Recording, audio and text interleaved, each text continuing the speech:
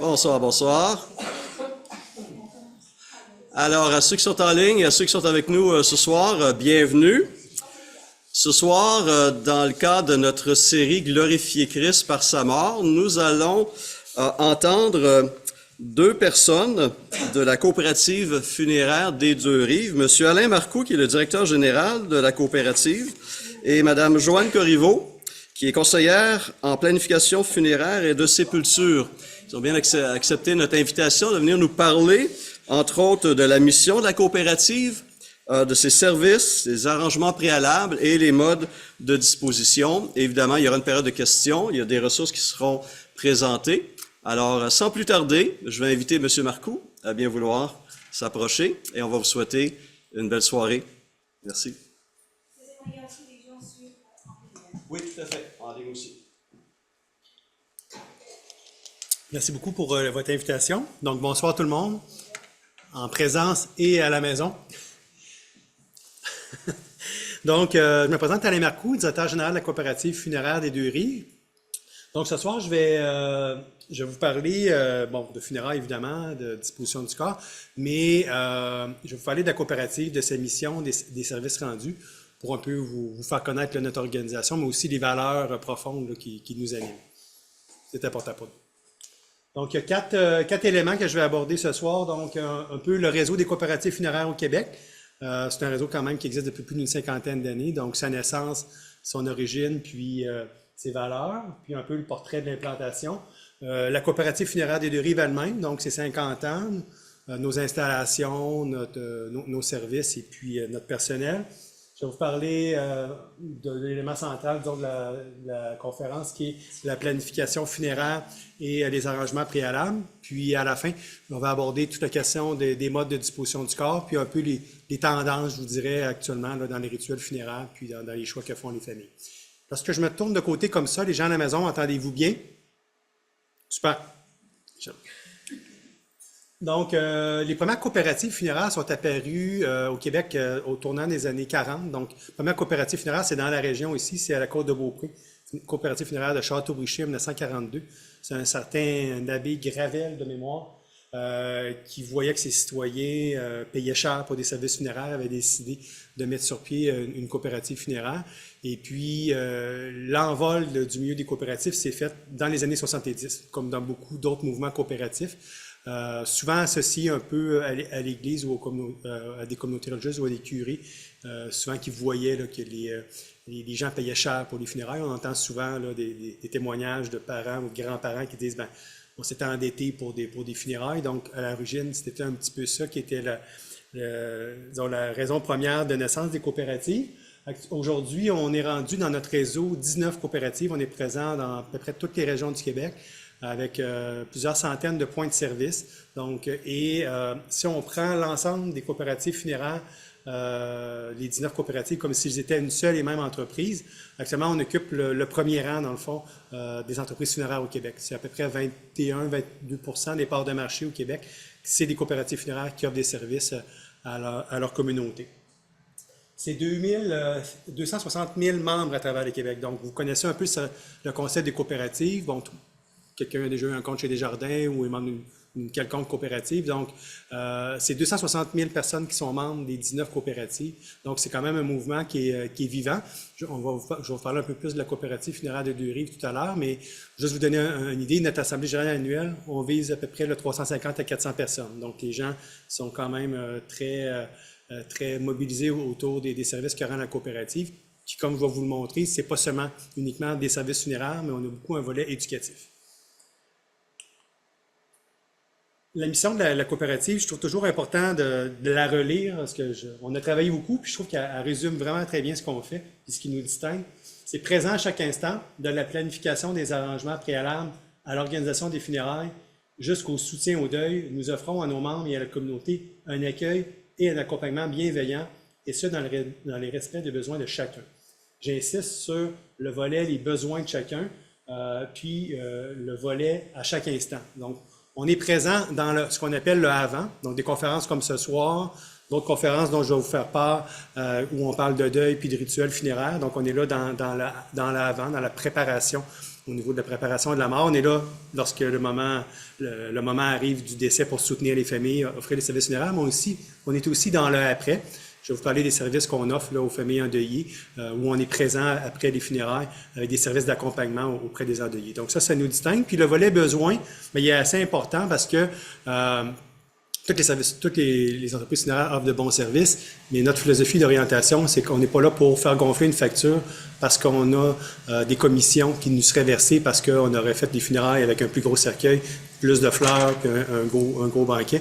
On est là pour les besoins de chacun. Donc, si les gens veulent des funérailles fast, on est là pour leur offrir le service. Si des gens veulent des funérailles qui sont plus sobres, ça correspond à leurs besoins ou à leur budget, on est là aussi. Donc, on est vraiment axé sur le besoin du membre et non pas sur la rentabilité première. Une coopérative funéraire, c'est une coopérative, donc il y a un objectif d'être rentable, évidemment. On n'est pas là, mais on n'est pas là à la base essentiellement pour faire un profit. C'est d'offrir des services qui soient abordables pour les gens et de qualité. À ce jour, juste l'organisation rapidement, c'est un conseil d'administration de 11 personnes, des gens de la communauté. Une équipe de travail de plus de 115 employés et 56 000 membres. Donc, vous voyez, sur les 260 000, on est quand même la plus grosse coopérative funéraire là, de notre réseau. Ensuite de ça, dans les dernières années, c'est une moyenne d'autour de 2300 à 2400 familles dans la région qu'on a accompagnées au niveau de funérailles. Donc, c'est quand même un volume assez important. Un chiffre d'affaires, grosso modo, d'à peu près 12 millions, puis un portefeuille d'arrangement préalable qui avoisine de 53 millions. Pour vous donner une idée, c'est à peu près 17 à 17 500 personnes qui ont confié à la coopérative leurs arrangements préalables, donc pour réaliser les funérailles là, au moment de leur décès. Donc, c'est un volume important qui traduit la notoriété là, de la coopérative dans les communautés qu'on descend. On couvre les territoires de l'agglomération de Québec. Je vais vous présenter un peu les centres tout à l'heure, et la rive sud de Québec avec Lévis, puis aussi la côte de Beaupré. On a une particularité comme maison funéraire d'être mandataire des cimetières Saint-Charles et du cimetière Belmont. Donc, nos conseillères en arrangement préalable, comme Mme Corriveau qui est ici présente, vont pouvoir vendre des arrangements préalables pour la coopérative funéraire, mais peuvent aussi représenter les deux cimetières pour la vente de sépultures ou de niches en columbarium. Donc, on peut, avec une personne de la coopérative, autant attacher le volet préparation pour les funérailles que le volet lieu final de disposition du corps après le décès. On a 5 centres funéraires que je vais vous présenter, un centre administratif. Puis, au niveau de la coopérative, bien, devenir membre, c'est pas une grosse tâche. C'est un 20 $ qui est une part sociale qui peut être transmis à vos proches lors du décès, qui vous donne accès, évidemment, à nos prix comme maison funéraire, mais aussi à toute la panoplie d'activités et d'informations éducatives dans ce qu'on appelle le avant. Donc, sur la table qui est là, on vous présentera quelques outils, là, mais entre autres, il y a une revue qui s'appelle Profil, qui est éditée 2 fois par année, qui parle de deuil, qui parle de préparation à la mort, des entrevues avec des gens qui sont passés à travers du deuil périnatal ou de perte d'un enfant. Donc, c'est des sujets là d'éducation qui sont accessibles aux membres là, une fois être admis. L'autre élément, on a développé toutes sortes d'autres services là auprès de nos fournisseurs et partenaires pour lesquels vous pouvez avoir des rabais, puis des consultations gratuites là, chez le notaire là, s'il advenait un décès là, d'un proche là, pour avoir des conseils. Au niveau de la coopérative, dans les avantages membres aussi, je vous parle de 3 éléments qui vont bien vous traduire les valeurs qui nous animent. Entre autres, un programme qui s'appelle le programme Solidarité. C'est un programme qui a été mis sur pied il y a plus d'une quinzaine d'années, qui a débuté comme un programme qui visait à offrir des funérailles gratuites pour des familles qui auraient perdu un enfant de moins de 14 ans. Donc, on sait, là, perdre un enfant, perdre quelqu'un, c'est déjà difficile, mais perdre un enfant, pour des parents, c'est atroce. Donc, on a livré ce programme-là pendant plusieurs années. Depuis 1 an et demi, on a ouvert ce programme-là aux 18 ans et moins. Donc, toute famille qui est membre de la coopérative, qui perd un proche, un jeune enfant de moins de 18 ans, on offre les funérailles complètes là, de façon gratuite. C'est notre contribution comme coopérative et notre communauté. L'autre élément, quand je vous parlais, qu'on est là à tous les moments, donc dans le après, il y a le volet soutien au deuil. Donc, on a développé des groupes pour les familles endeuillées de soutien au deuil avec une psychologue du deuil, avec une série de rencontres de groupes pour leur permettre là, de mieux cicatriser cet événement-là. Puis aussi des groupes d'art-thérapie, donc avec une art-thérapeute, c'est un métier qui se développe, là, donc une façon différente là, d'approcher la guérison du deuil. Donc ça, c'est des éléments qu'on a développés avec le temps. Beaucoup de documentation différente aussi sur comment vivre les différentes étapes du deuil. Puis bien évidemment, comme toute coopérative, là, les membres peuvent venir à notre assemblée annuelle, avoir leur rapport, puis pouvoir discuter des sujets. C'est pas juste administratif, notre assemblée annuelle. On a toujours un conférencier. Cette année, c'est le 30 avril, on a José Lito-Michaud, que peut-être certaines personnes connaissent comme animateur, qui va venir parler là, un peu des choses qu'il a appris là, lorsqu'il animait son émission. Il était dans un train, là, donc c'était sur le deuil, fait qu'il va... c'est des sujets là, qui se discutent à notre assemblée. Bon, bien sûr, en faisant affaire avec nous, ben, vous faites affaire avec la plus grosse entreprise funéraire là, de la région de Québec, qui est pas seulement la propriété de ses membres, mais c'est aussi une propriété québécoise. Souvent, on est à l'heure des discussions sur ce qu'on fait affaire avec des entreprises canadiennes, américaines et tout ça. Ben, la coopérative, c'est une entreprise d'ici. Elle ne pourra pas être vendue, elle appartient à ses membres, puis elle est contrôlée par ses membres, qui sont des gens qui habitent ici à Québec, qui sont des gens comme vous et moi. Donc maintenant, si on aborde le sujet de la planification funéraire, donc prendre les choses en main aujourd'hui pour avoir l'esprit tranquille pour nous, pour nos proches et pour ceux qui restent. Donc, nos produits d'arrangement préalable, dans un premier temps, Madame Kirveau qui est là, qui est présente ce soir, on a deux façons, dans le fond, de faire les rencontres. Les rencontres peuvent se faire à nos bureaux, mais aussi les conseillères en arrangement préalable peuvent se rendre à domicile, donc à votre demande. Là, donc ça, c'est un service gratuit qui est offert. Bon, évidemment, en étant membre, vous bénéficiez là, de nos tarifs qu'on juge compétitifs, mais aussi l'avantage important de travailler avec la coopérative, parce qu'on est membre d'un réseau, c'est que vous bénéficiez de l'avantage de pouvoir, à votre décès, transférer vos arrangements préalables si vous avez changé de région. On parlait tout à l'heure, vous venez de l'Outaouais, vous habitez Québec, vous décédez, vous avez pris vos arrangements préalables à Québec, mais pour toutes sortes de raisons, l'événement se passerait en Outaouais parce que la famille est plus là-bas. Ben, nous, dans le fond, entre coopératives funéraires, on s'organise. Le contrat est transféré dans l'autre coopérative de la région. Puis même si les prix étaient différents là-bas, mettons plus élevés, le contrat est livré dans les conditions qui ont été négociées dans la coopérative de la région. Ça peut se faire dans n'importe quelle des coopératives de la province. Donc ça, c'est un avantage important. C'est comme si on était une seule et même entreprise, même si on est 19 entreprises différentes, mais on a ce réseau-là entre nous, là, de partage d'informations, puis de contrats, donc à travers plus de 100 points de service à travers la province. Donc, bon, pourquoi prendre des arrangements préalables? Ben, dans un premier temps, c'est de bénéficier d'un accompagnement bienveillant dans une situation où on n'est pas en deuil, puis on n'a pas d'urgence non plus de le régler. Donc, on peut prendre le temps de bien réfléchir, de poser des questions, de s'entretenir avec notre conseillère en arrangement préalable pour réfléchir à c'est quoi nos rituels, le mode de disposition du corps, comment on voit les choses. Il n'y a pas de presse, donc on n'est pas sous pression. L'autre élément, plus d'ordre financier, au niveau de la coopérative, ce qu'on offre, nous, que pas toutes les maisons funéraires offrent, là, honnêtement, c'est un grand avantage, c'est que les arrangements préalables sont payables jusqu'à 5 ans. Les 3 premières années, il n'y a pas d'intérêt. Après la 3e année, il y a des frais d'intérêt qui s'accumulent. Il y a des maisons funéraires qui vont exiger le paiement des arrangements préalables au moment de la signature du contrat. Nous, comme coopérative, pour accommoder tout le monde, là, on offre ce volet-là. Ben aussi, vous avez accès à nos installations qui sont modernes et lumineuses des deux côtés de la rive. Et je vais vous présenter nos centres. Donc, celui du cimetière Saint-Charles, dans le fond, qui est directement situé au sein du cimetière. Très lumineux. Vous voyez là des œuvres d'art. Dans tous nos salons funéraires, la coopérative a une approche d'intégrer avec un artiste des œuvres d'art. Donc, on croit beaucoup à ce volet-là dans nos installations. Ça, c'est les installations funéraires du plateau qui sont situées sur Néré-Tremblay, à l'intérieur, dans le fond, du cimetière Belmont. Celui de la Côte de Beaupré à Saint-Anne. On a celui de centre funéraire Aubigny, qui est situé à l'intérieur du cimetière Montmarie, dans le secteur Lauson à Lévis. Puis celui de Charlebourg, qui est pas très loin, ben, un petit peu plus au nord d'ici, près d'Henri Bourassa. Donc ça, c'est nos centres funéraires. J'avais abordé tout à l'heure la question du fait que la coopérative est mandataire pour les cimetières Belmont et Saint-Charles. Puis à Lévis, dans notre salon funéraire, on est installé à côté des bureaux de la Corporation du cimetière Montmarie. Donc là, à ce moment-là, on n'a pas le mandat de représentation, mais on est sensiblement dans les mêmes installations.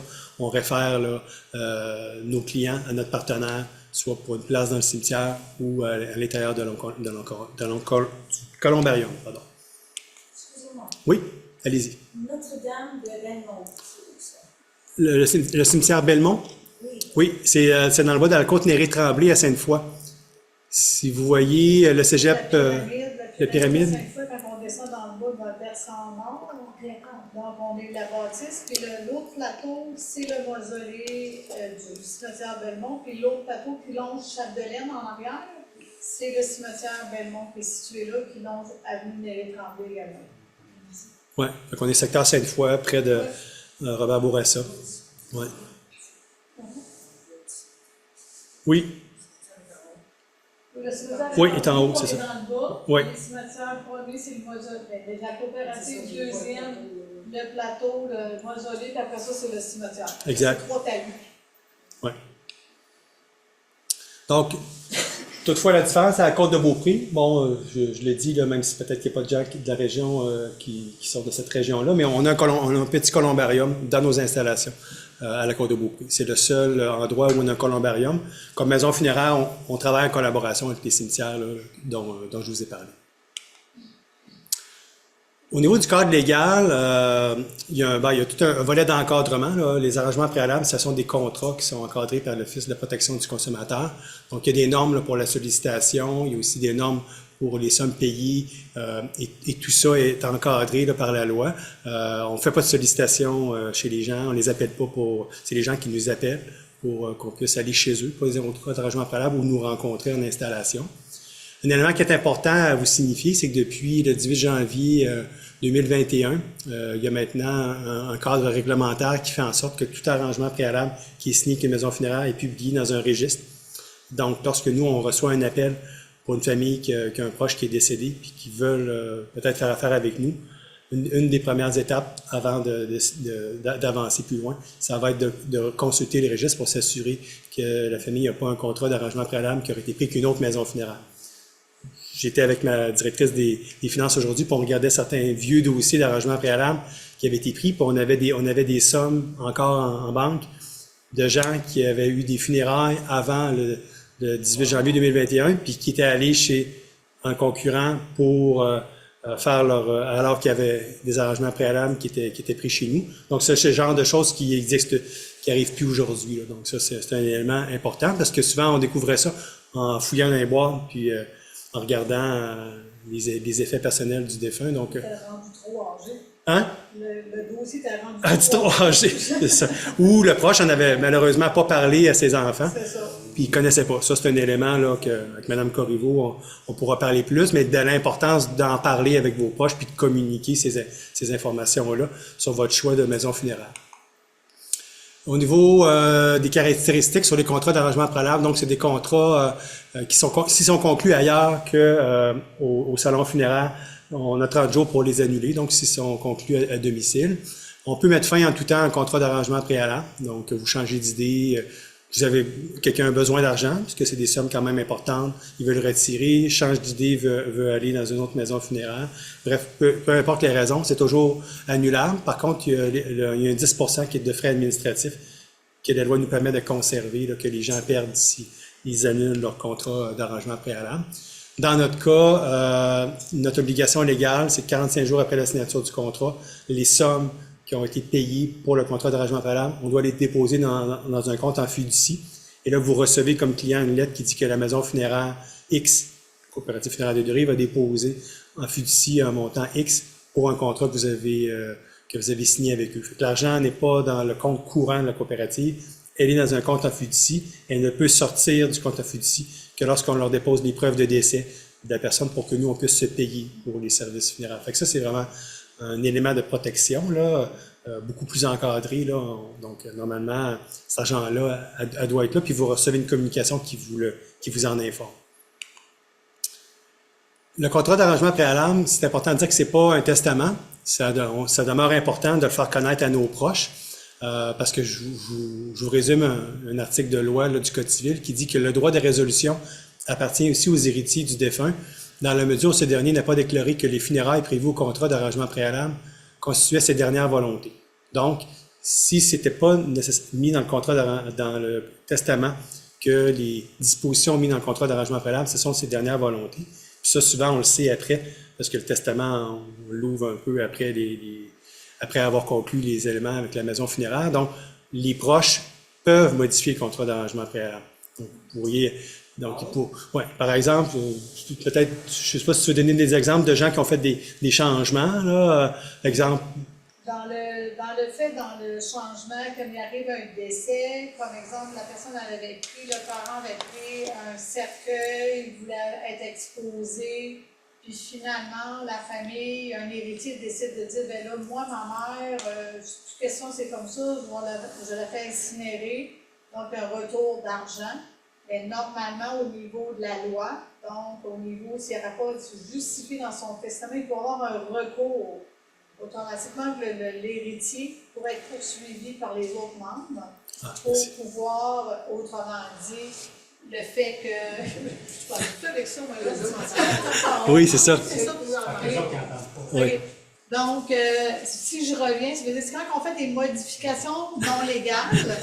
Donc, quelqu'un aurait pris un contrat pour ses parents, ben, le parent a pris son contrat de préarrangement et que finalement, l'enfant, un héritier, décide de modifier le contrat. Donc, il va avoir des réductions, donc ils vont faire une crémation au lieu de faire exposer ses parents. Donc, le contrat va être modifié. Donc, s'il n'a pas signifié en fonction qu'il voulait respecter les volontés, il pourra avoir un recours, selon la loi, qu'un de ses frères ou sœurs qui est pas seul comme enfant poursuive son frère comme s'il n'a pas respecté les volontés de la personne. OK. Oui. Mais ce qui est important de comprendre, c'est que si, par exemple, dans le contrat d'arrangement préalable, vous prévoyez qu'il va y avoir une exposition au salon, deux séances de 3 heures, plus une cérémonie, ben, puis, mettons, c'est la crémation.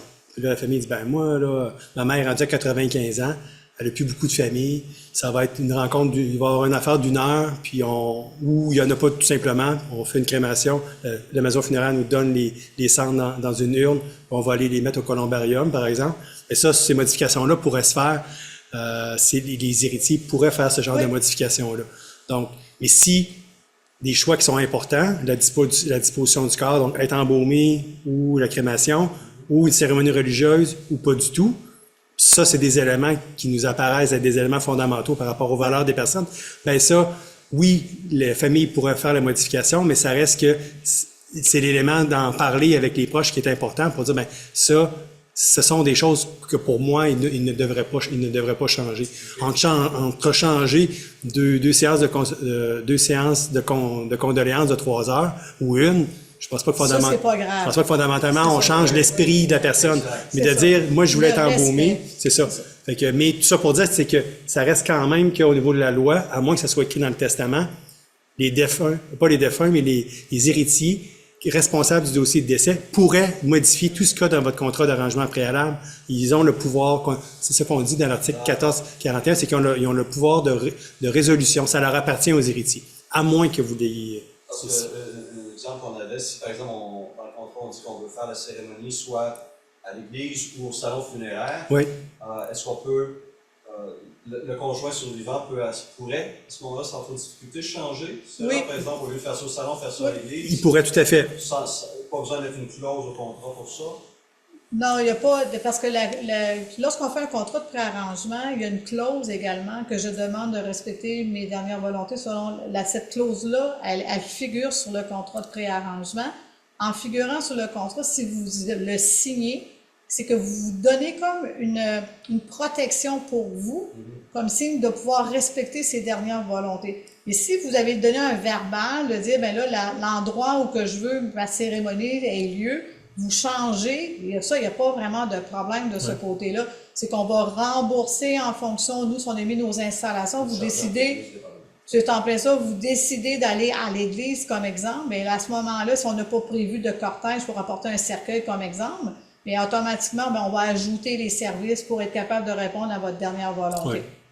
Puis ce qu'elle parlait Joanne, dans le contrat, en bas, si on coche que ça, c'est mes volontés, ben, ça envoie un signal supplémentaire que lorsque les proches de la famille vont arriver pour organiser les funérailles, on va sortir le contrat d'arrangement préalable, on va dire ça avait été noté que c'était important, mais en même temps, nous, rendus sur le terrain, on n'est pas là pour faire la police non plus. On va le signifier à la famille en disant « Votre père avait dit que c'était ça qu'il voulait. » Mais là, s'ils vont pas le faire, nous, on va pas appeler la police, là, dans le sens que on va respecter ce qu'ils vont faire, mais peut-être qu'après ça, dans la famille, il va en avoir qui vont dire mon frère a pas respecté les volontés. On a eu des cas comme ça où on était mis en partie intéressé dans une poursuite.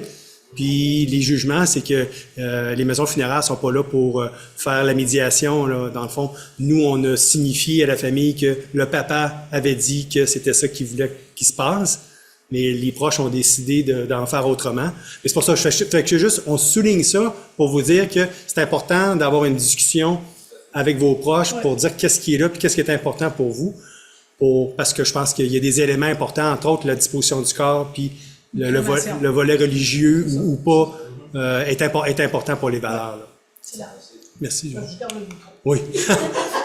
Il y a un autre élément qui est distinctif au niveau des arrangements préalables que des maisons funéraires privées peuvent pas offrir. Comme on est une coopérative, on a différents types de parts. On a des parts sociales, donc on devient membre, c'est 20 $. On a ce qu'on appelle des parts privilégiées. Autrement dit, c'est de l'argent que vous investissez à l'intérieur de la coopérative qui va pouvoir vous servir au moment de votre décès. Les arrangements préalables permettent de, rendre ça simple pour vos proches. Lorsque vous allez décéder, vos funérailles sont déjà payées. Ils ont été payés, l'argent a été mis en fiducie.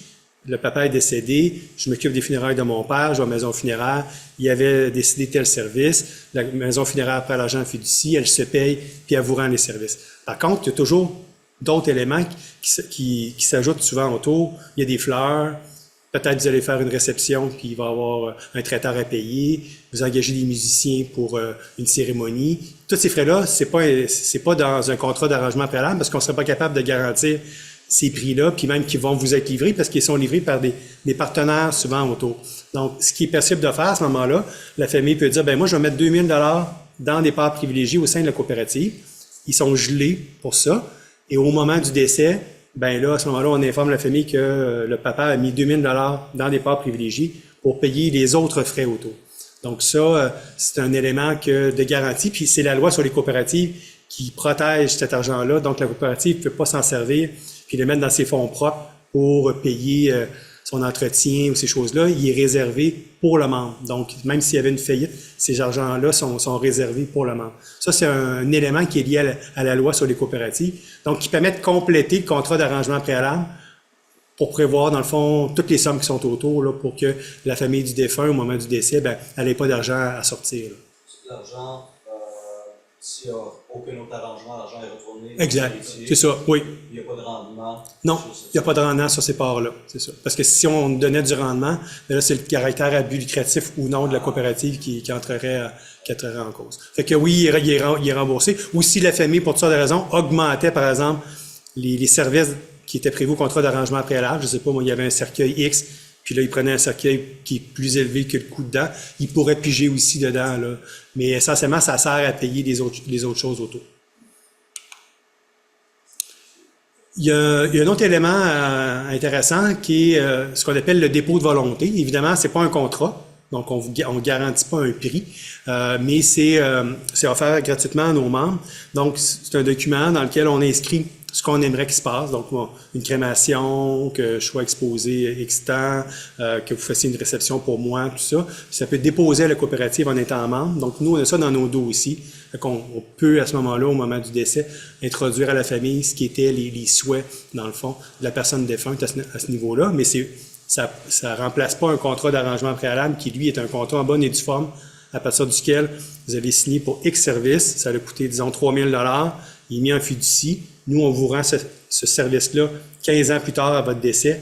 Le prix est rendu à 6 000 $. La famille ne sort pas d'argent supplémentaire parce que notre responsabilité à nous, c'est de prendre ce 3 000 $, le mettre en fiducie, le faire fructifier pour que nous, quand on va vous rendre le service, ben, on va être capable de se payer et de ne pas vous charger de frais supplémentaires. C'est ça l'avantage de l'arrangement préalable, c'est de rendre les choses simples pour vos proches lors du décès, mais aussi c'est de faire en sorte qu'il n'y a pas de montant supplémentaire à débourser au moment du décès. La seule chose qui peut arriver, c'est que vous soustrayez des éléments du contrat que vous ne voulez plus qu'il se passe.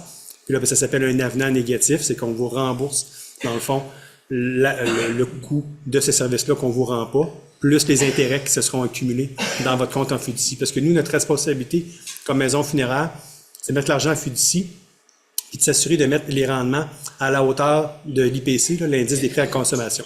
Donc, si c'est 2 3 on l'ajoute à votre contrat. Donc, ça, si vous enlevez des services, au moment du remboursement, on va ajouter les intérêts qui vont s'être cumulés sur le contrat d'arrangement préalable. Je ne sais pas si c'est clair pour tout le monde, un peu le processus. Fait que ça démystifie quand même là, comment ça fonctionne. Bon, ça, c'est l'équipe. Madame Corriveau qui n'a pas changé. Donc, on est une équipe de 3 là, conseillères en arrangement préalable. Maintenant, je vais aborder la question des modes de disposition du corps. Il y en a 2 officiellement reconnus au Québec et légalement, disons, exerçables. Le premier, c'est la crémation par le feu, puis crémation par l'eau. Donc là, je vais distinguer les 2 choses. Le procédé crémation par le feu, c'est détruire le corps dans un four alimenté au gaz avec le feu. Mais il y a aussi la crémation par l'eau qui est aussi permise, ce qu'on appelle l'aquamation. Souvent, c'est la question qui m'est posée. Connaissez-vous ça, l'aquamation? Est-ce que vous l'offrez? Bon, on ne l'offre pas. Il y a une maison funéraire dans la région de Granby, le Sieur, qui offre ce service-là. Mais ça pour dire que le mode de disposition du corps le plus répandu actuellement au Québec, là, c'est rendu. Chez nous, dans la dernière année, c'était 92% des familles qu'on a accompagnées, que la finalité, c'était une crémation. Des fois, ça a passé par un intermédiaire qui était embaumement, présentation puis crémation. Mais au final, 92% des gens, ça a été crémation. Puis au Québec, dans les derniers chiffres qu'on avait de 2022, on oscillait entre 85% là, et 88%. Il y a des régions où il y a encore beaucoup d'embaumement. C'est à Côte-Nord, en Abitibi, les ratios sont un petit peu différents. Mais dans la région de Québec, là, on est dans ces horizons-là de 90% de crémation. Sinon, ben, c'est l'inhumation. Ben, ça, c'est l'embaumement du corps, le mise en terre du corps là, dans un cercueil, qui est le processus disons, traditionnel qu'on a tous connu là, dans le passé, mais qui est de plus en plus là, en voie d'amenuisement en termes de pourcentage là, des gens, au fur et à mesure aussi que les générations passent. Là. Il y a des raisons de coût aussi, il y a toutes sortes de raisons là, dans les choix des gens. Donc, c'est ça que je parlais tout à l'heure. Donc, le taux Québec, 82% en 2022, puis c'est ça, 93% chez nous là, pour 2023-2024. Un élément que j'amène, c'est encore des gens qui, eux, c'est important, la présentation du corps à leurs proches, et qui, à la fin, veulent la crémation. Donc, on offre le service de ce qu'on appelle des cercueils de location. Souvent, les gens font un petit peu de visage, un cercueil de location. En fait, c'est pour éviter de vendre un cercueil qui, dans le fond, va... La finalité, c'est que c'est la crémation à la fin, non pas la mise en terre. Donc, on a des cercueils dont le satin, tout l'intérieur est changé entre chaque défunt, qui est nettoyé, et qui est loué à la famille le temps de l'exposition. Puis après ça, le corps va à la crémation. Donc, ça, c'est un service qui est de plus en plus populaire là, dans un contexte de montée de crémation. Puis oui, il y a encore des gens pour qui c'est important de présenter le corps à la famille. L'autre chose, c'est un virage qui a été fait chez nous depuis quand même depuis 2010, mais qui aujourd'hui, on était précurseurs à l'époque. Aujourd'hui, il y a de plus en plus de monde pour qui c'est important. Mais c'est d'avoir des funérailles de plus en plus éco-responsables, donc des urnes et des cercueils, des choix d'urnes et de cercueils écologiques qui soient décomposables, biodégradables. Donc, on a une variété là, étendue là, de produits à ce niveau-là pour les gens pour qui ce volet-là est important. Évidemment, je parle des urnes biodégradables. Il y a quand même des petits drapeaux à lever. C'est que dépendamment là où vos cendres vont aller se déposer, il y a des choix d'urnes qui vont s'orienter. Si vous allez dans des columbariums, par exemple, à l'intérieur de certaines Mettons, si on parle au Saint-Charles ou au cimetière Belmont, ben, une urne en bois peut pas être mise parce qu'elle pourrait se fissurer, disons, avec l'humidité. Donc, ça va être tel type d'urne, souvent en bronze ou dans des métaux là, plus durables. Donc, ça, il y a un choix, mais dépendamment des circonstances, là, on offre là, des produits éco-responsables. Je sais pas si tu veux rajouter quelque chose là-dessus. Non, c'est pas mal clair. OK. Ça fait le tour. Sinon, ben, je suis là pour voir s'il y a si ça a soulevé des questions, des interrogations, commentaires. Je suis tout à vous.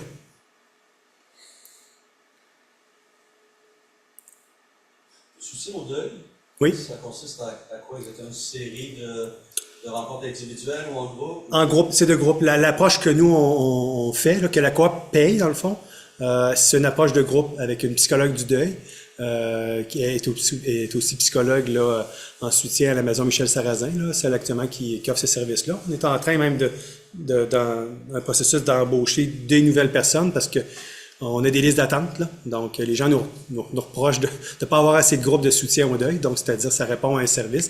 Fait que c'est gratuit pour nos membres. C'est entre 8 à 10 séances de groupe. Donc, les gens se rencontrent. Ce qui est intéressant, moi, j'ai eu la chance là, de rencontrer des gens dans le cadre d'une conférence qu'on donnait sur les arrangements préalables. Puis, c'était des survivants, dans le fond, dans des endeuillés là, de conjointes qui étaient décédés. Puis, c'était un groupe de 4 personnes qui s'étaient connus dans les groupes de soutien au deuil. Puis, ils étaient venus les 4 ensemble à la conférence sur les arrangements préalables. Puis, ils étaient devenus amis après, puis ils avaient continué à se voir. Donc, ça, je trouvais que ça fait du bien d'entendre ça. Ça veut dire que le service vraiment fait du bien, puis met des gens en contact aussi. Là. Fait que ça, c'est le service qu'on offre. Pour ce qui est de l'art-thérapie, c'est la même chose. C'est en groupe. Mais là, c'est par du dessin animé là, par une art-thérapeute. Là. Donc, c'est toujours une approche de groupe. C'est l'approche qu'on a fait. Parce qu'après ça, l'approche individuelle, ben, les gens ont des possibilités, là, soit avec la psychologue qui accompagne les groupes. Elle offre aussi, elle, la consultation individuelle. Donc, ils peuvent poursuivre s'ils veulent individuellement. Mais nous, on voulait plus avoir une approche collective, là, vu qu'on ne veut pas soutenir individuellement chaque personne, mais comme les soutenir dans une approche de groupe.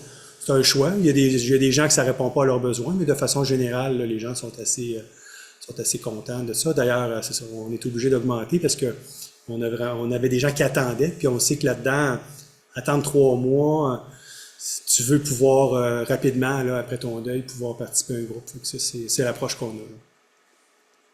Oui, madame? Je ne sais pas si ça te concerne, mais la mise en terre, j'aimerais savoir un peu comment ça fonctionne, parce que nous autres, nos 2 garçons sont décédés, qu'on a encore les cendres d'eux autres. Vous avez encore leur cendre? OK. Ouais. Mais avez-vous un lieu pour... Non, c'est ça. OK. On se demandait, c'est sûr qu'on ne peut pas le mettre à l'intérieur. Dans un columbarium? Ouais. Non? OK. À ce moment-là, c'est les choix... En fait, ce qu'il faut savoir au niveau des cendres, là, qu'est-ce qu'on peut faire avec des cendres, là? Souvent, la question est posée. On peut-tu les mettre n'importe où? Bon, vous pouvez les garder chez vous. Il y en a qui les dispersent dans la nature. La loi ne l'interdit pas. Ce qu'elle prévoit, la loi, c'est qu'il faut construire des cendres comme si c'était une personne humaine. Donc, il faut avoir un respect. On ne fera pas ça sur le boulevard Charest. Puis la loi, la salubrité publique aussi, on peut pas faire ça dans n'importe quel lieu, mais si votre papa aimait la vallée de la Jacques-Cartier, moi je fais beaucoup de marche en forêt, ça m'arrive assez régulièrement de tomber sur des gens qui manifestement ils viennent de répandre les cendres d'un proche dans la rivière, puis ils se sont fait un petit cérémonial. Ça, c'est permis de le faire. Ce qui n'est pas permis, c'est de mettre en terre sur un terrain privé, dans une urne qui n'est pas décomposable, des cendres. Pour éviter ce qu'on a vu dans les nouvelles à un moment donné, des gens qui font construire une piscine creusée dans leur cour puis qui retrouvent les 2 urnes des parents peut-être de l'autre propriétaire d'avant. Ça, on ne peut pas le faire. Sinon, ben, il y a un columbarium. Ça fait que si c'est pas l'avenue que vous voulez, ben, ce qui reste, c'est un lot dans un cimetière. Les cimetières, il faut acheter un lot, Ouais. Dans les lots, je peux peut-être... Oui, peut-être ça, ouais, viens donc compléter. Donc, pour le terrain, c'est vous avez la possibilité d'acheter des terrains au cimetière Saint-Charles. On a des terrains pour 4 urnes, puis il y a déjà un petit monument qui est inclus avec le coût. Les terrains, c'est pour 99 ans. Donc, à ça, on ajoute au côté le creusage, donc les permis pour aller graver et tout ça. Donc, on peut répondre en fonction si vous êtes 4. On a des terrains pour 2 personnes également. C'est un petit monument qui est incliné, donc c'est des mitoyens d'un côté ou l'autre qu'on peut enterrer également les cendres au devant. Donc, on répond en fonction, on a des terrains également pour des grandes familles. On a pour des 6 par 10 qui va pouvoir accueillir en fonction 4 cercueils, 6 urnes ou un 3 par 10, 2 cercueils, 3 urnes. Donc, on y va selon votre besoin que vous désirez. Les terrains de 3 par 10 et de 6 par 10, il faut vous acheter en plus le monument, donc pour être capable d'identifier les personnes. Mais c'est-à-dire que si nos parents sont déjà dans 2 cercueils enterrés, Puis un terrain existant? sont les 2 ensemble. Oui, Oui. oui, oui, oui. Est-ce que ça veut dire, je pense qu'il reste une place, est-ce que ça veut dire qu'on pourrait mettre quelques-uns avec? Mais ça dépend tout le temps, c'est ça dépend à quel endroit sont les cimetières. Il y a pas la loi au cimetière Saint-Charles, mais ça dépend également à quel endroit ils sont situés. C'est dans la vieille partie du cimetière sur Saint-Vallier ou sur le cimetière. C'est ça. C'est ça. Mais il faut vraiment, à ce moment-là, il faut vraiment s'adresser au cimetière Saint-Charles pour dire, autrement dit, que vous voulez avoir l'information par un terrain existant. Donc, puis par la suite, ils sont capables d'aller sonder les terrains pour savoir vraiment au niveau du lot qu'il avait, est-ce qu'il y a encore de la place pour placer, autrement dit, dans l'éventualité qu'il y ait, en fonction d'autres cercueils ou les urnes où qui pourraient les placer. Donc, c'est à partir de là. Oui, c'est faisable. Oui, oui, oui. Donc, madame, est-ce que ça répond bien? Est-ce que ça répond à votre question? Super. Parfait, merci. Merci. Ben, je voudrais savoir, à partir du moment où on les contacte, comment on figure la procédure. Donc, ils nous rencontrent en 1 heure, en 2 heures. Ensuite, on retourne pour le contrat. Je voudrais qu'ils nous expliquent le temps habituel que ça prend pour faire ce processus-là. Là. Je sais qu'en même temps, ça dépend de chaque personne, mais en général, ça. C'est au niveau de la rencontre, vous calculez environ entre 1h30, 2 heures, tout dépend les questions que vous avez. On prend vraiment le temps de décortiquer, de vous donner vraiment les avantages de la planification pour vous donner vraiment une décision que vous allez pouvoir prendre, que ce soit bien éclairé pour vous. Donc, en calculant 1h30, là, on est correct pour être capable de vous donner les informations que vous avez besoin. Puis, je te poserai la question, est-ce que ça arrive que les gens ne prennent pas la décision tout de suite, puis repartent avec, puis Oui, toujours. Bien, comme je dis, moi, j'aime pas mettre de pression à l'intérieur des rencontres. Je prends le temps vraiment. Puis, à ce moment-là, les gens souvent vont repartir avec la proposition. Puis, je me garde un suivi pour un 30 jours suivant pour voir s'il y a des questions. Ou bien, je dis aux gens, si toutefois vous avez des questions préalables qui vous arrivent, bien, appelez-moi. Si je réponds pas immédiatement parce que je suis en entrevue, mais c'est sûr dans la même journée que je fais mes retours d'appel pour vous donner en fonction les questionnements et les réponses que je pourrais vous donner par rapport aux questionnements. Des fois, c'est l'occasion aussi de repartir avec la proposition, puis d'en reparler avec ses proches. Oui, c'est en plein ça. Souvent, les enfants disent, ben là, faites qu'est-ce que vous voulez, puis finalement, on va respecter vos volontés. Fait que souvent, c'est ça, mais il reste que c'est toujours intéressant de parler autour de soi, de nos questionnements qu'on peut avoir. Alain, j'imagine qu'après, ben, il faut retourner là, pour être plus spécifique dans nos choix. Là, il y a comme une deuxième étape. Tu sais, je veux qu'il explique les étapes. Là. OK. Dans le fond, oui, une fois il nous voit, ben là, on s'engage dans quoi? C'est quoi la processus? Bien, ça peut se produire en fonction, si la personne se décide lors de la rencontre que je fais avec eux, si la personne veut finaliser immédiatement, on peut finaliser, il n'y a aucun problème également. Donc il n'y a pas de délai. La personne qui ne veut pas prendre de recul, c'est clair en fonction de la rencontre, puis ils sont prêts, bien, on peut conclure immédiatement le contrat. Donc, on choisit dans des catalogues. La personne appelle à la coopérative. Oui. Puis à ce moment-là, la coop va attribuer une conseillère, soit la rencontrer à domicile ou donner un rendez-vous à nos installations. Ça se fait assez rapidement. À partir du moment où il y a un référent, je pense dans... On appelle, comme exemple, quelqu'un appelle aujourd'hui qui veut avoir une rencontre du côté pour faire sa planification ou pour regarder pour de l'information. On est 3, donc on fait le tour et à ce moment-là, c'est qu'on va céduler selon le besoin de la famille, la journée et l'heure. Si c'est pas disponible comme exemple pour demain, ben on va le reporter selon le calendrier de selon une autre date. Mais en général, 24 heures, la Oui, personne est rappelée. oui, oui, ça c'est sûr. La journée même. Ça, c'est La sûr, journée c'est même. sûr. La journée même. Moi, j'appelle la journée même. Ça- Ouais. ça- On a des salles à l'intérieur, si on veut, comme exemple, la personne veut faire l'acquisition d'urnes, c'est qu'on a déjà des salles de monde directement dans nos complexes funéraires. Donc, Si faut je se suis à déplacer. domicile, automatiquement, j'ai sur mon écran, j'ai tout l'inventaire qu'on a de disponibilité des modèles d'urnes qu'on voit à l'écran. Je peux également imprimer la photo de l'urne, puis je leur remets également, puis en plus, c'est imprimé en couleur. Est-ce que ça répond tout à vos questions? Oui, ça va. Oui. Oui. Merci. Merci. Oui, oui, monsieur. Des fois, on doit accompagner des personnes justement quand ils ne sont pas encore rendus à l'étape d'aller vous voir, mais Ouais. peut-être pour leur dire bah, ça serait bien d'aller vous voir, pour les aider à anticiper au niveau des attentes. Quand même une question, en tout cas à laquelle moi j'étais confronté dans une autre province, au Nouveau-Brunswick, c'était quand même la question des coûts. Ouais. Ici au Québec, selon votre expérience, qui sont allés à la scène près ou même, mais c'est quoi un peu, en bon français, la braquette Ouais. qui fait que, OK, une inhumation Ouais. en moyenne, et puis le prix de base, et puis une crémation Crémation. en moyenne, Ouais. et puis le prix de base. Est-ce que Ouais. tu peux un peu donner des... Oui, oui, oui. OK. OK. Vas-y. Au niveau, si on prend vraiment la base, donc, qui veut dire dans la base, c'est l'accompagnement service professionnel administratif. On va rechercher le corps à l'endroit où la personne va décéder. Le corps va être transporté au crématorium. On a la préparation du corps, soit l'asepsie. L'urne de base, la crémation, ça coûte actuellement, c'est 3 995 $ plus taxes. Là, il n'y a pas de, y a pas de cérémonie, pas de cérémonie, il n'y a pas de condoléances, c'est vraiment C'est ce que ça, nous on ça c'est appelle. base, base, Ouais. base. la crémation. Oui. Oui. Donc, on remet l'urne à la famille, À la là, avec famille. les cendres. Il n'y a puis pas de la- cérémonie. Il peut y avoir une... Pardon? Il n'y a pas de l'eau non plus. Non. Non. Ça, c'est vraiment la prise en charge de la personne. Ouais. Deuxième, si on y va avec un salon pour 3 heures de condoléances. Donc, il y a des façons, autrement dit, dans le préarrangement, qu'on peut faire notre cérémonie. Le 3 heures va coûter 835 $.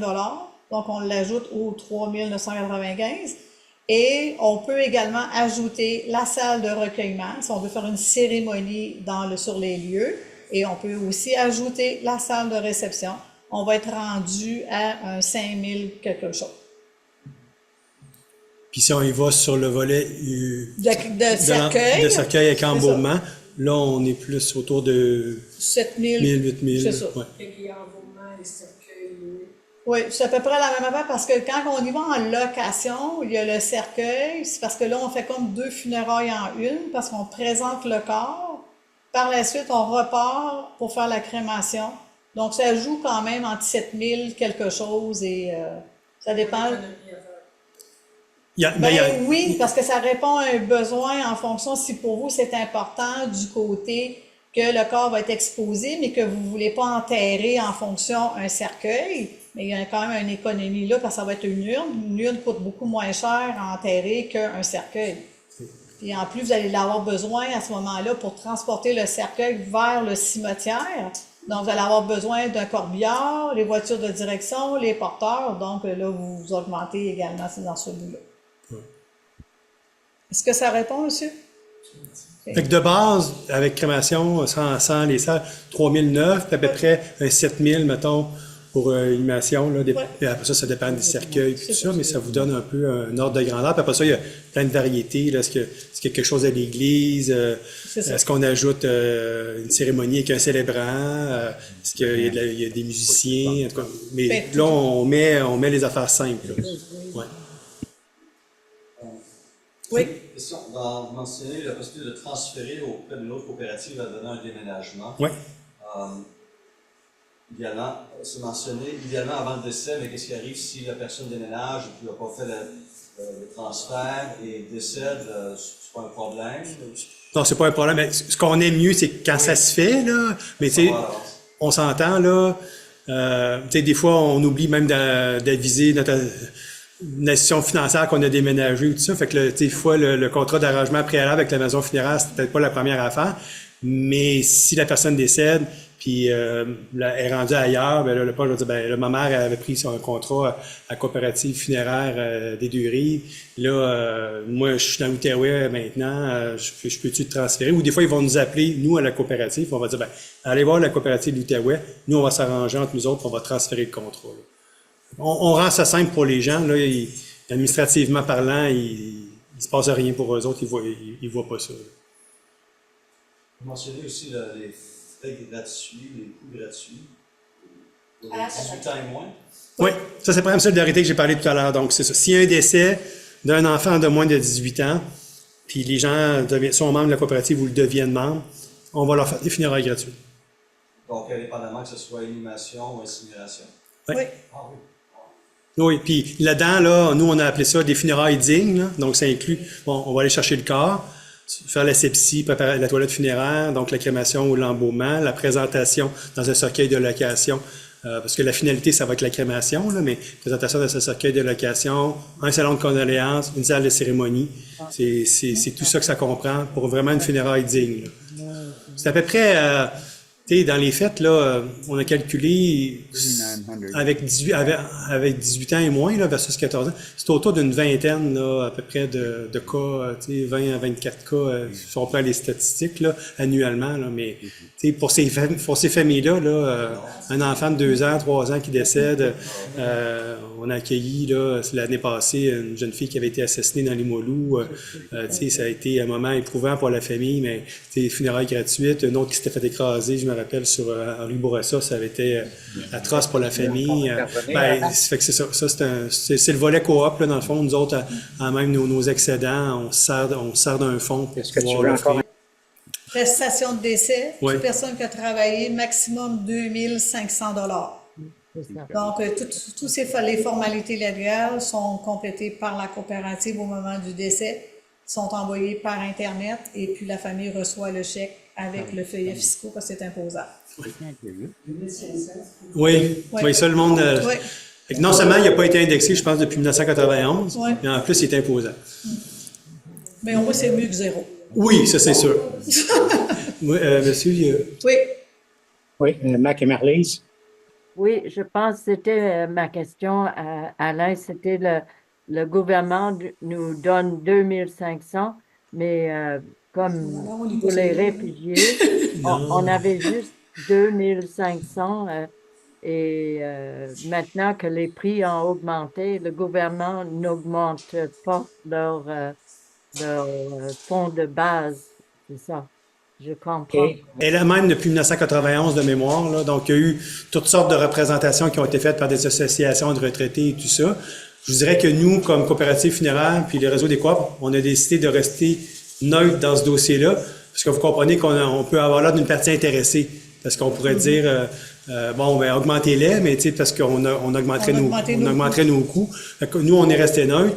Ces dossiers-là ont toujours été plus traités par des associations de consommateurs ou des associations de retraités, la FADOC, qui avait une pétition là-dessus. Nous, on a toujours décidé de rester neutre par rapport à ça.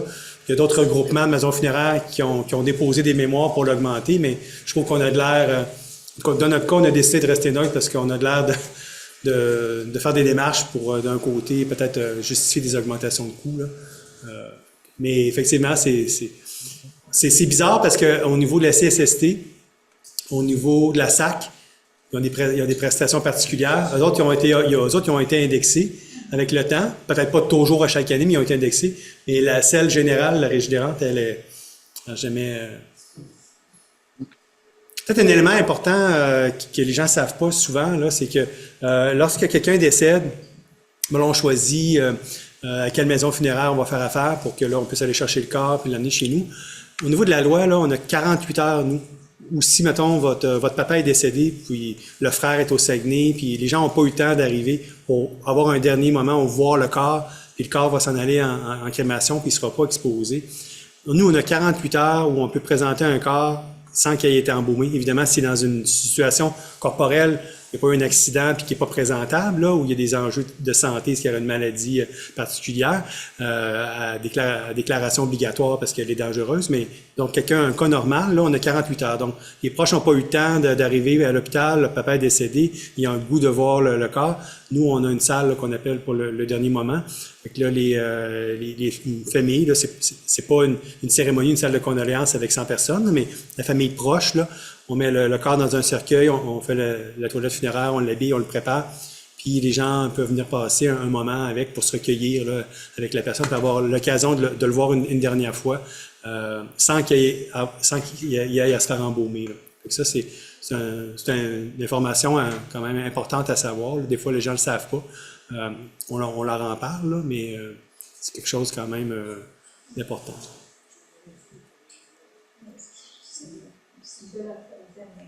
À la maison, est-ce qu'il y a d'autres questions?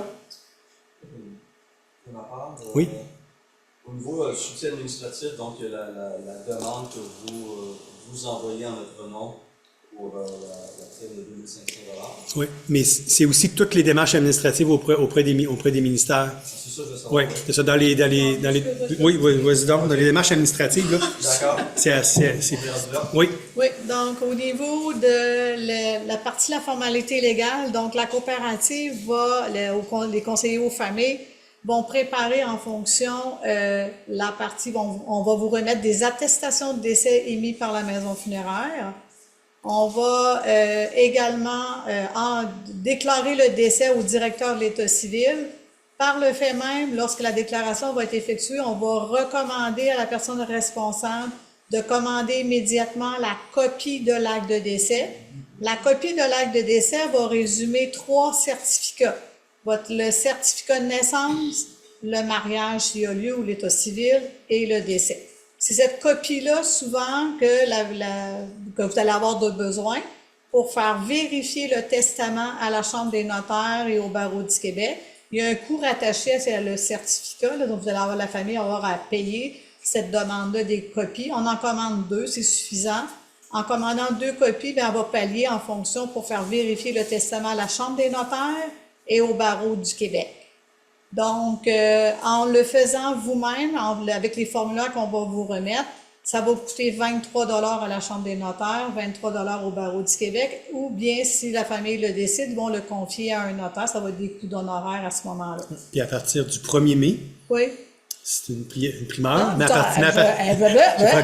partir du 1er mai, on va l'offrir comme maison funéraire en association avec un bureau de notaire qui s'appelle Mallette. Okay. Donc, on peut faire la recherche testamentaire dans les 2 cas. Là. Excellent. Ouais, je t'apprends ça ce soir, mais parce que les membres nous demandaient souvent si on ne pouvait pas le faciliter la vie là-dessus.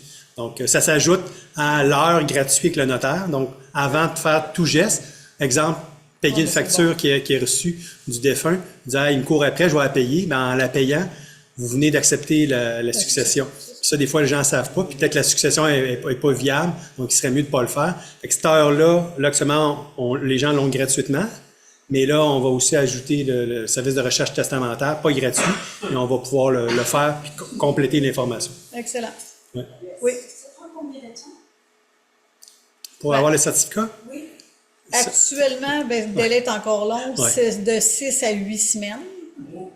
Donc, oui, c'est ça, c'est pas nous, mais c'est nous qui recevons le téléphone. C'est ça. Ça fait que donc, on y va selon, c'est eux autres qui décident, autrement dit, s'ils pèsent sur le piton ou pas.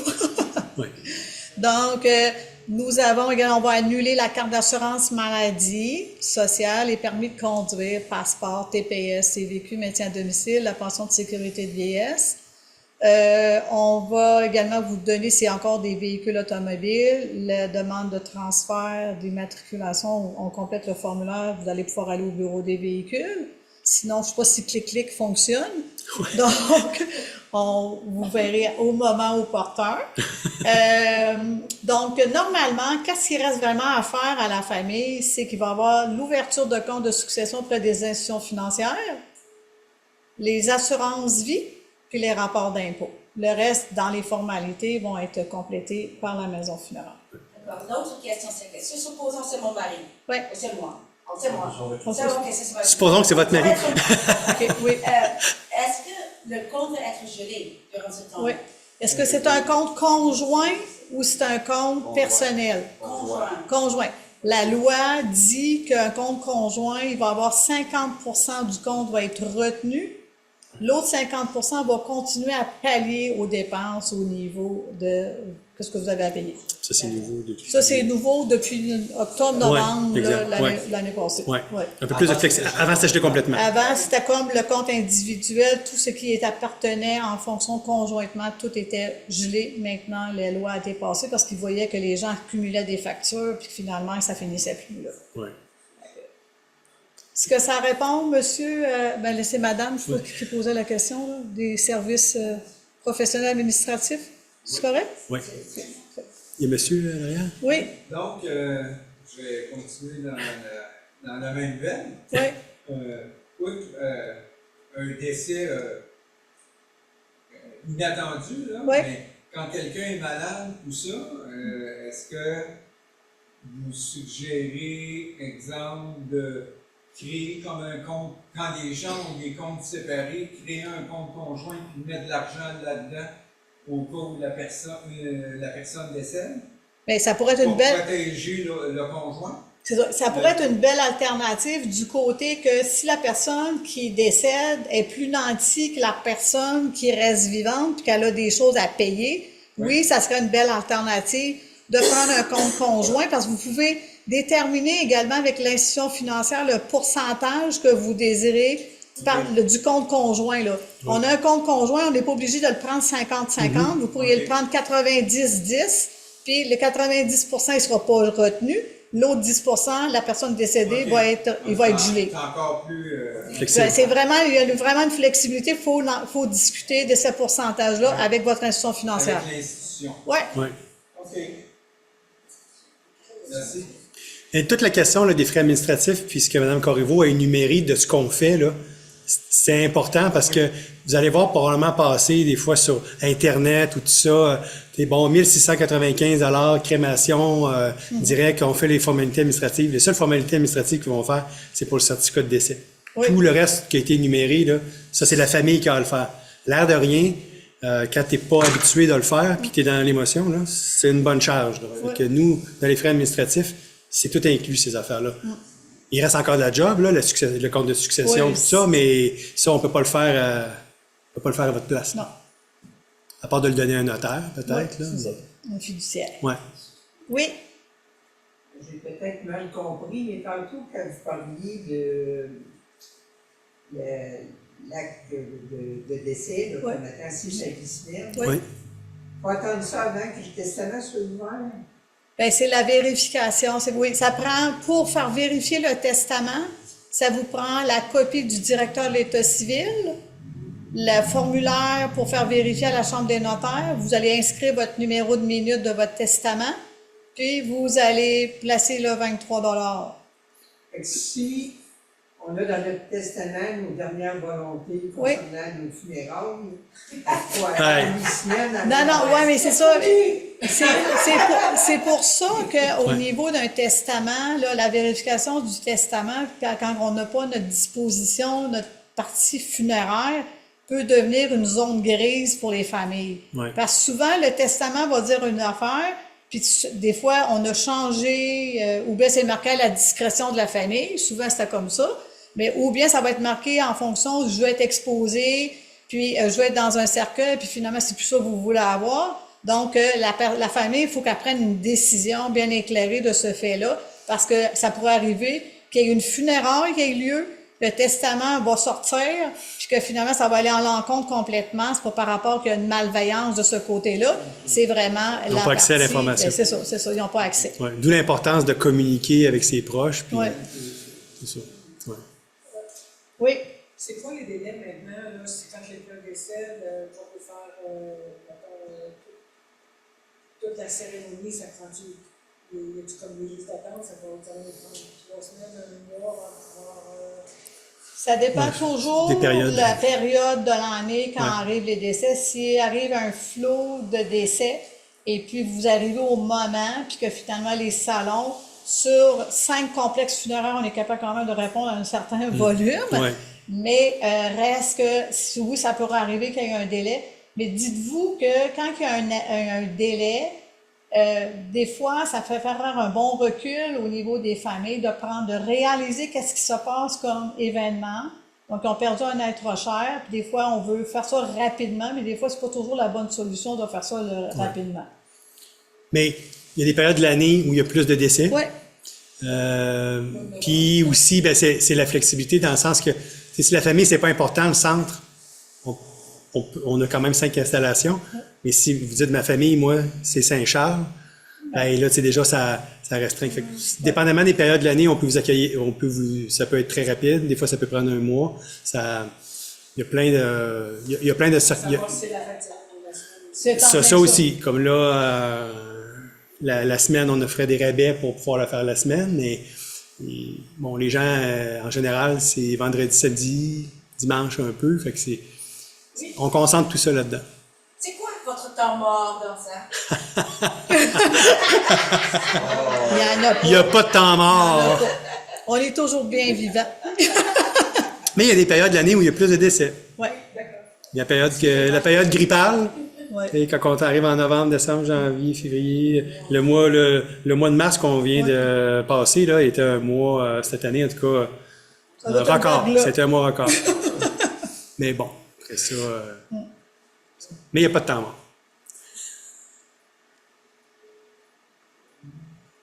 Qu'on aurait répondu à... Avez-vous d'autres questions? Bien, si vous avez d'autres questions, vous ne vous gênez pas. Notre numéro de téléphone est le 418-688-2411. Donc, vous laissez votre nom, votre numéro de téléphone, vos informations, puis ça va nous faire plaisir de communiquer avec vous à nouveau. Puis je vous invite à aller sur notre site Internet, pour ceux à la maison, puis même ceux ici, pour voir là, notre vue profil. Les numéros sont mis sur le site Internet. Il y a beaucoup de documentation de ce que je vous ai parlé ce soir, là, les dernières volontés. Il y a un document qui s'appelle Registre personnel qui permet aussi de préparer. Donc, où sont vos comptes de banque, vos assurances et tout ça. Préparez ça pour vos proches. Il est sur le site Internet, il est gratuit. On a beaucoup de documentation sur le deuil, fait allez-y, c'est gratuit. La revue profil, pour ceux qui sont ici, on va vous la donner. Mais ça, en devenant membre, vous allez la recevoir par la poste là, ou par courriel 2 fois par année. Juste ça, un abonnement, 20 $ à vie pour recevoir une revue 2 fois par année. Il y a toujours une entrevue avec une personnalité publique, ça vaut vraiment la peine. Puis, on va vous donner aussi un petit dépliant. La question de l'aide médicale à mourir est un sujet, ça fait 10 ans là, cette année, de la législation là-dessus. Donc, on a une série de 2 conférences sur l'aide médicale à mourir, où on en est après 10 ans, puis quel impact ça a sur le rituel funéraire, comment les gens... Donc, ça, c'est dans notre volet éducation. Donc, ça, c'est en mai et en juin. Fait que ça aussi, on va vous remettre ça. Puis, sur notre site web, les annonces sont là pour ça aussi. Fait que vous pouvez nous suivre, là. On a des conférences sur toutes sortes de sujets, là. Donc, c'est ça. Excellent. Oui. Excellent. Merci beaucoup. Ça ferait le tour? Oui, je pense. Pas d'autres questions? À la maison, ça a l'air d'être correct. Oui, à la maison, ça va aussi? Oui, on peut bien compris. Super. Merci beaucoup de l'occasion de vous entretenir. Très content. Monsieur Marcoux, Madame Corriveau, merci beaucoup pour ce service qui est bien apprécié, qui vient enrichir un peu notre réflexion que nous faisons comme communauté, là, justement sur les préparatifs entourant ce passage tellement important. On parle un petit peu plus tard aussi des rites et des rituels. Donc, merci à ceux qui sont en ligne. On espère que ça a été utile. Et encore une fois, on va vous souhaiter une bonne fin de soirée. Merci.